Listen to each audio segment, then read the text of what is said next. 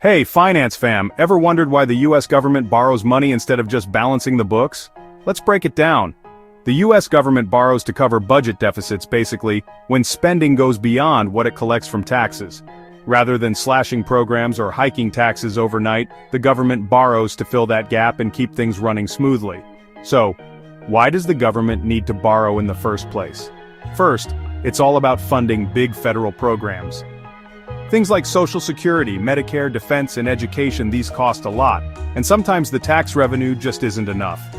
Second, when the economy slows down, the government steps in with stimulus packages or infrastructure projects to help get things moving again. Third, it's a matter of cash flow. Tax revenue doesn't come in all at once, but bills have to be paid year-round. Borrowing helps smooth out those bumps.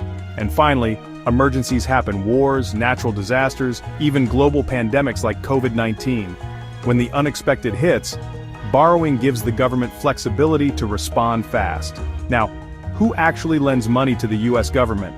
It happens through the sale of Treasury securities, T-bills, T-notes, and T-bonds. On the home front, you've got US individuals and businesses buying treasuries, think investors, banks, pension funds, and insurance companies. Plus, the Federal Reserve buys treasuries too, which helps influence interest rates and the money supply. But it's not just Americans. Foreign governments and investors also snap up US debt. Countries like China and Japan buy treasuries to store value and keep their currencies stable. Foreign central banks and sovereign wealth funds, they see US debt as a super safe investment. And here's the key point: US government debt is considered one of the safest bets in the world. It's backed by the full faith and credit of the US government, which means borrowers trust they'll get paid back. That trust lets the government borrow at low interest rates. But there's always a but. If the government borrows too much for too long, it faces risks like higher interest payments and less flexibility down the road. This is Proud Mary's channel, and you're doing great. Subscribe, follow, comment, and share for more great content and to support the channel.